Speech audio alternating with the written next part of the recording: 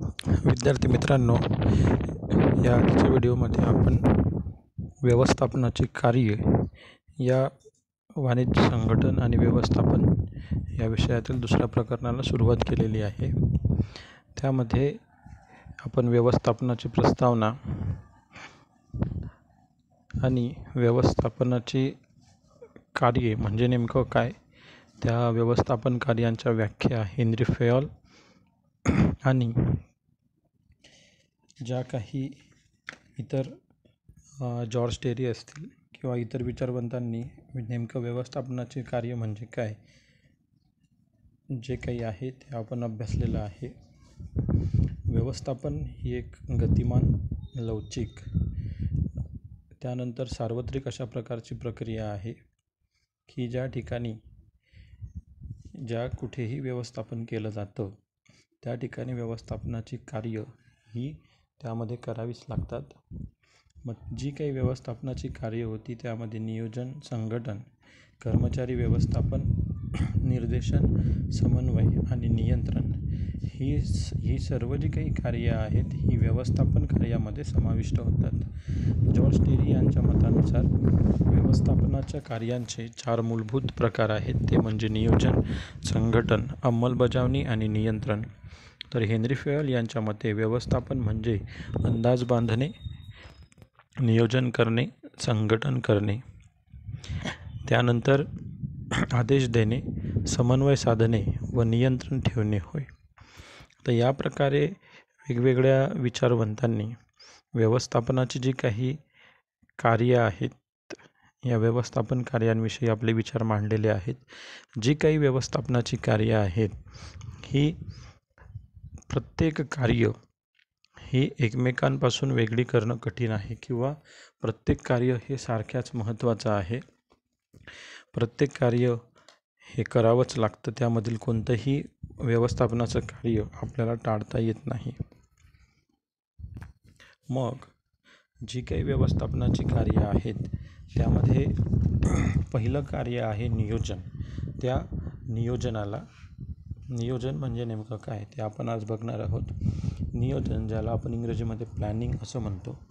मग जेव्हा कोणतंही काम आपण करत असतो किंवा कोणतंही उद्दिष्ट जेव्हा आपण ठरवतो किंवा कोणतंही काम करायचं ठरवतो तर ते काम करत असताना त्या कामाविषयी नियोजन किंवा प्लॅनिंग असणं हे गरजेचं आहे. जर कोणत्याही कामाची पूर्व प्लॅनिंग किंवा जे प्लॅनिंग असेल म्हणजे पूर्वतयारी जर केलेली असेल तर त्या कामाचे काही येणारे टप्पे आहेत किंवा जे काही काम आहेत ते व्यवस्थितरित्या पार पडत असतं. तेच म्हणजे नेमकं नियोजन आहे की नियोजनात नेमकं काय होतं. तर एक नियोजन हे व्यवस्थापनातील सर्वात पहिलं मूलभूत आणि महत्त्वाचं कार्य आहे. ज्या प्रकारे मानवाच्या मूलभूत गरजा आहेत त्याच प्रकारचं हे एक मूलभूत कार्य आहे की व्यवस्थापनाची जी सुरुवात आहे ती नियोजनानेही होत असते. मग नियोजनात नेमकं काय होतं तर नियोजनामध्ये ध्येय किंवा उद्दिष्ट जे आहेत ते ठरवले जातात. नेमकं काय करायचं आहे किंवा कुठे पोहोचायचं आहे किंवा काय उद्दिष्ट गाठायचं आहे हे या नियोजनामध्ये ठरवलं जातं आणि ते साध्य करण्यासाठी जे काही विविध पर्याय उपलब्ध आहेत त्यापैकी योग्य पर्याय हे निवडले जातात. मग ते निवडत असताना त्या ठिकाणी तर्कशुद्ध निर्णय घेण्याची प्रक्रिया ही नियोजनामध्ये किंवा तर्कशुद्ध निर्णय घेण्याची एक वैचारिक प्रक्रिया असं या नियोजनाला संबोधलं जातं. एक तार्किक पद्धतीने किंवा तर्कशुद्ध निर्णय घेण्याचं काम या नियोजनामध्ये केलं जातं. मग थोडक्यात काय आपल्याला काही 2 गोष्टी लक्षात आल्या असतील की नियोजन म्हणजे नेमकं काय. तर या ठिकाणी ध्येय किंवा उद्दिष्ट ही ठरवायची किंवा आपल्याला टार्गेट काय अचीव करायचं आहे ते ठरवायचं आणि ते ध्येय ठरवल्यानंतर ते साध्य करण्यासाठी जे काही अनेक पर्याय उपलब्ध आहेत त्यापैकी योग्य पर्यायांची निवड करायची की जेणेकरून जे आपण ध्येय ठरवलेलं आहे ते ध्येय योग्य प्रकारे योग्य वेळेमध्ये योग्य पद्धतीने आपल्याला गाठण्यासाठी एक तर्कशुद्ध निर्णय घेण्याची प्रक्रिया म्हणजे नियोजन होय. मग व्यवस्थापनाचा जो काही आरंभ आहे हा नियोजनाने होत असतो. तर व्यवस्थापनाची जी इतर कार्य आहेत ती इतर कार्य या नियोजनावर अवलंबून असतात. मग नियोजनामुळे काय होतं तर नियोजनामुळे ज्या काही भविष्यातील समस्या आहेत त्या भविष्यातील समस्यांचा पूर्व अंदाज आपण किंवा पूर्वकल्पना आपण करू शकतो किंवा ती कल्पना आपल्याला मिळत असते. आपण कोणत्याही प्रकारचं धोका किंवा कोणत्याही प्रकारची समस्या आपण भविष्यातली टाळू शकत नाही, परंतु एक आपण अंदाज बांधू शकतो. ते अंदाज बांधण्याचं काम या नियोजनात केलं जातं की भविष्यात या प्रकारच्या समस्या आपल्याला येतील आणि त्यांची पूर्वकल्पना जर आपल्याला असेल तर यामुळे व्यवस्थापन या समस्यांकरिता किंवा या धोक्यांकरिता योग्य ते पर्याय तयार करून ठेवत असतं किंवा योग्य ते त्या समस्येवरती जे काही पर्याय असेल तो तयार करून ठेवत असतो. त्यामुळे काय होतं तर तो आलेला धोका किंवा ती आलेली समस्या आपण तिला सहजरित्या पार करू शकतो किंवा तिच्यावर सहज पर्याय आपल्याला मिळवता येतात जर आपण जर पूर्वतयारी जर त्या धोक्यांविषयी किंवा त्या समस्यांविषयी केली असेल तर.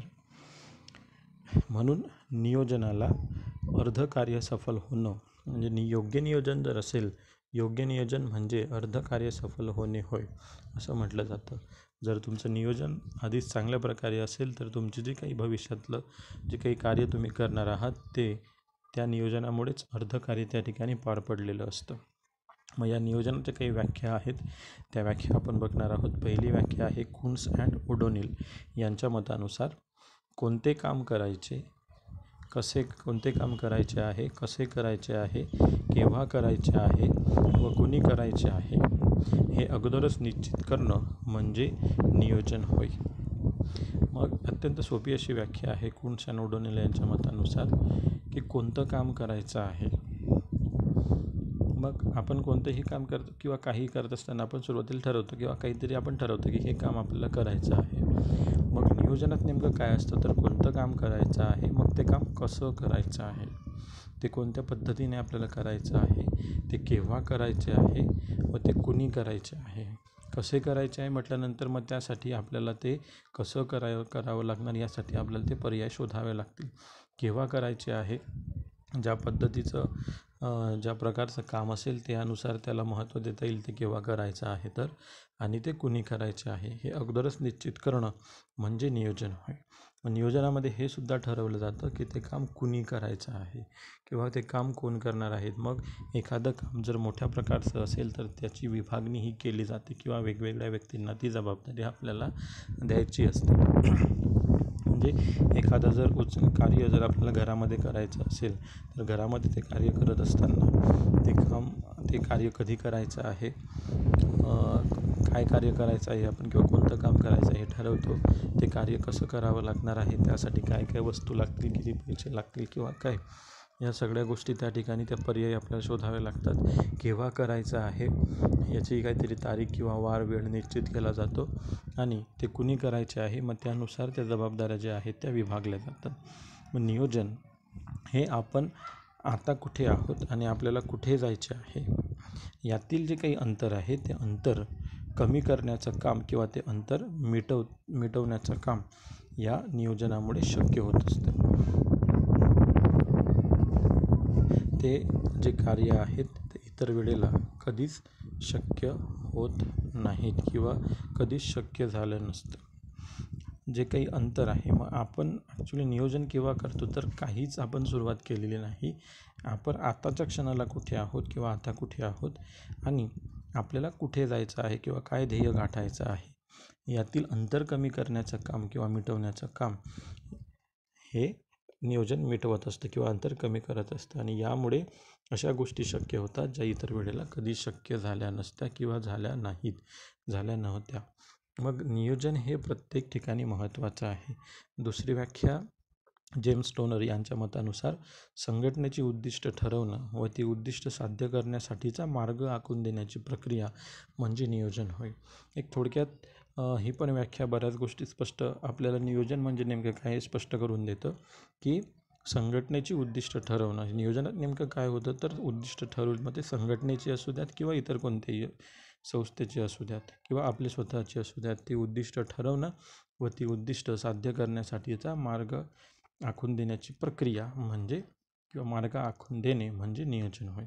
म्हणजे उद्दिष्ट ठरवायचे आणि ते उद्दिष्ट साध्य करण्यासाठी एक मार्ग निवडायचे किंवा पर्याय आपल्याला निवडायचे असतात. मग या नियोजनाचे महत्त्व आपल्याला बघायचे आहेत. पहिलं जे काही नियोजनाचं महत्त्व आहे, तर जे काही महत्त्व आपल्यासमोर येणार आहे ते नियोजन का गरजेचं आहे, नेमकं नियोजन का करावं लागतं किंवा का केलं पाहिजे. तर नियोजन हे एक मूलभूत कार्य आहे किंवा एक महत्त्वाचं कार्य आहे, ज्या ठिकाणी पूर्वानुमान हे बांधले जातात किंवा अंदाज हे बांधले जातात, ज्यामुळे भविष्यातील जे काही धोके आहेत ते कमी करता येतात. मग त्यातलं पहिलं महत्त्व आहे स्पष्ट उद्दिष्टे निर्धारित करण्यास मदत करतात. आता या गोष्टी तुमच्या लक्षात आल्या असतील आणि या गोष्टी तुम्हाला लक्षात ठेवायच्या की नियोजन म्हणजे नेमकं काय, तर त्या ठिकाणी उद्दिष्ट ठरवली जातात आणि त्यांसाठी पर्याय निवडले जातात. मग नियोजन काय आहे, नियोजन का महत्त्वाचं आहे, तर ते आपल्याला उद्दिष्ट देतं किंवा उद्दिष्ट निर्धारित करण्यास मदत करत असतं. म्हणजे काही नियोजनाची प्रक्रिया आहे किंवा नियोजनाची सुरुवात जी आहे ही ध्येय व उद्दिष्ट निश्चितीने होत असते व ती साध्य करण्यासाठी या ठिकाणी योजना या आखल्या जातात. मग नियोजनात काय होतं, तर नियोजनाची सुरुवात ही ध्येय आणि उद्दिष्ट निश्चितीने होत असते. तर ते ध्येय किंवा ते ज्या काही उद्दिष्ट आपण ठरवलेली आहेत ते साध्य करण्यासाठी या ठिकाणी योजना या आखल्या जात असतात.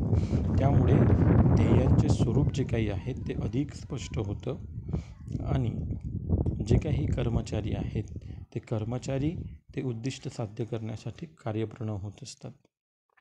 आता जे काही उद्दिष्ट तुम्ही ठरवलेली आहेत आणि त्यासाठी योग्य मार्गांची निवड केलेलं आहे, त्यामुळे प्रत्यक्षात आपल्याला योग्य उद्दिष्ट कोणतं किंवा ध्येय कोणतं हे यामुळे ठरवणं शक्य होतं आणि त्यामुळे संघटनेच्या सद्य परिस्थितीचे विश्लेषण करून या आधारे भविष्यात इच्छित स्थान मिळवण्यासाठी मार्ग ओळखण्यास मदत होते. नेमकं भविष्यात आपल्याला कुठे जायचं आहे किंवा काय करायचं आहे या ध्येय निश्चितीमुळे किंवा नियोजनामुळे ते होत असतं.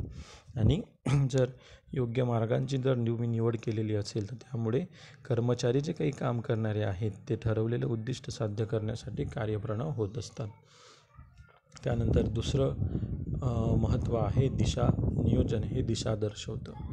मग जेव्हा आपण उद्दिष्ट ठरवलेली आहेत, उद्दिष्ट ठरवल्यानंतर आपण योग्य अशा प्रकारच्या किंवा योग्य मार्गांचं निवड किंवा योग्य पर्यायांची निवड आपण केलेली आहे, म्हणजेच काय, आपण त्या मार्गाने जाणार आहोत. म्हणजे एखाद्या वेळेस जर आपल्याला एखाद्या गावाला जायचं असेल तर गावाला जात असताना जर लांबचा प्रवास असेल तर रस्त्याने जात असताना आपल्याला विविध ठिकाणी ते दिशा दाखवणारे बोर्ड्स हे लावलेले असतात की हे गाव किंवा हे शहर या ठिकाणाहून एवढे किलोमीटर आहे. मग असं वेगवेगळ्या गावांचे बाण दाखवलेले असतात किंवा दिशा दाखवलेल्या असतात. हे गाव उजवीकडे 10 किलोमीटर, एखादं शहर डावीकडे 30 किलोमीटर, समोरच्या रस्त्याला एखादं मोठं शहर 70 किलोमीटर, 100 किलोमीटर.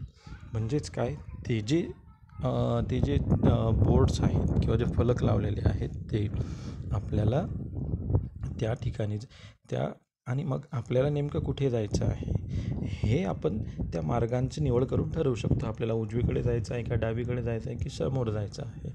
जर आपल्याला समोर जायचं आहे आणि आपण उजवीकडच्या रस्त्याने फाकलो तर मग आपण आपल्या ध्येयापर्यंत पोहोचू शकणार नाही. म्हणून योग्य मार्गदर्शन करणं किंवा दिशा दाखवणं हे तेवढंच महत्त्वाचं आहे. मग ते नियोजनात जर आपण योग्य मार्गांची निवड केलेली असेल तर आपण त्या ध्येयापर्यंत सहजरित्या जाऊ शकतो. मग नियोजनामुळे काय होतं, तर नियोजन ही दिशा दर्शवत असतं. नियोजनामुळे ध्येय व उद्दिष्ट हे स्पष्टपणे नमूद केलेली आहेत किंवा सुनिश्चित केलेली आहेत. मग चांगल्या नियोजनामुळे व्यवस्थापकाला आपल्या सहकाऱ्यांना योग्य ती दिशा दाखवणं शक्य होतं किंवा व्यवस्थापक त्या कर्मचाऱ्यांना योग्य दिशा दाखवू शकतो. त्या संघटनेला किंवा त्या संस्थेला कोणत्या ठिकाणी किंवा कोणत्या उद्दिष्टापर्यंत पोहोचायचं आहे आणि त्या ठिकाणी जाण्यासाठी कोणता मार्ग योग्य आहे किंवा कोणती दिशा योग्य आहे हे चांगल्या नियोजनामुळे व्यवस्थापक आपल्या कर्मचाऱ्यांना सांगू शकतो, ज्यामुळे त्यांना योग्य वेळेला योग्य काम करण्यासाठी मार्गदर्शन करण्याचं काम हे या नियोजनामुळे शक्य होतं आणि त्यामुळे अपेक्षित उद्दिष्ट जी आहेत ती त्यांना सहज साध्य करता येऊ शकतात किंवा अपेक्षित उद्दिष्टे त्यांना मिळवता येतात किंवा अपेक्षित उद्दिष्टे त्यांना गाठता येत असतात. योग्य वेळेला योग्य काम करण्यासाठी जर त्यांना मार्गदर्शन केलं गेलं तर त्यामुळे अपेक्षित उद्दिष्ट त्यांना मिळवता येतात. त्यानंतर पुढचं महत्त्व आहे कार्यक्षमतेमध्ये वाढ. मग कार्यक्षमता कुणाची वाढवायची आहे? काम कोण करत आहे? काम प्रत्येक टप्प्यावर प्रत्येक स्तरावर वेगवेगळ्या व्यक्ती या करत आहेत. खास करून जे काही काम आहे, मेरी पार्कर फॉलेट म्हणतात की इतरांकडून काम करून घेण्याची कला म्हणजे व्यवस्थापन. मग जेव्हा व्यवस्थापक इतरांकडून म्हणजे कुणाकडून, तर कर्मचाऱ्यांकडून ते काम करून घेत आहे, तर जेव्हा इतरांकडून तो काम करून घेत असतो तर त्यांच्याकडून काम करून घेत असताना त्यांच्या कार्यक्षमतेमध्ये वाढ होण्यासाठी नियोजन हे महत्त्वाचं असतं. मग नियोजनामुळे व्यवस्थापकांना जे काही उद्दिष्टे आहेत ती उद्दिष्टे ही स्थापित करणे आणि वाटचालीचा मार्ग ठरवण्यासाठी नियोजन हे मदत करत असतं. मग नियोजनामुळे कर्मचाऱ्यांची जी काही कामगिरी आहे किंवा त्यांची कार्यक्षमता आहे ही सुधारण्यासाठी व्यवस्थापकाला मदत होत असते आणि त्यामुळे योग्य व कार्यक्षमपणे कर्मचारी काम करू शकतात. जर व्यवस्थापकाने योग्य नियोजन केलेलं असेल तर तो कर्मचाऱ्यांची कार्यक्षमता ही वाढवू शकतो. नियोजन हे तेव्हा कार्यक्षम असते जेव्हा त्यांचा हेतू हा परवडणाऱ्या खर्चात पूर्ण होत असतो. म्हणजेच काय, तर जर नियोजन योग्य प्रकारे असेल तर तुम्ही ज्या ठिकाणी हेतू गाठणार आहात, जे आपण दुसऱ्या महत्त्वामध्ये पाहिलं की दिशा दर्शवतं की योग्य वेळेला योग्य काम योग्य पद्धतीने काम करण्याचं योग्य वेळी योग्य मार्गाने काम करण्यासाठी नियोजन हे महत्त्वाचं असतं. मग जर योग्य वेळी योग्य काम होत असेल तर त्यामुळे खर्चामध्ये बचत होत असते. नियोजन हे तेव्हाच कार्यक्षम असते जेव्हा त्यांचा हेतू हा परवडणाऱ्या खर्चात पूर्ण होत असतो. त्यामुळे कर्मचाऱ्यांचा वेळ वाचतो किंवा संघटनेचा वेळ वाचतो, त्यांची शक्ती वाचते, त्यांचे श्रम वाचतात, पैसा या गोष्टी वाचल्यामुळे कार्यक्षमतेमध्ये वाढ होते व त्यामुळे संघटना जास्तीत जास्त नफा हा मिळवू शकते किंवा जास्तीत जास्त नफा हा संघटनेला होत असतो. जर योग्य पद्धतीने काम होत असेल किंवा कर्मचारी जर योग्य प्रकारे योग्य नियोजनामुळे जर कर्मचारी काम करत असेल तर त्यामुळे संस्थेचा किंवा कर्मचाऱ्यांचा वेळ वाचतो, त्यांची शक्ती वाचते, त्यांचा श्रम वाचतो आणि एकंदरीत संघटनेचा पैसा वाचतो. जर पैसा वाचला म्हणजे त्यांच्या नफ्यामध्ये वाढही होत असते. यानंतरचे जे काही महत्त्व आहे आपण पुढील व्हिडिओमध्ये बघू.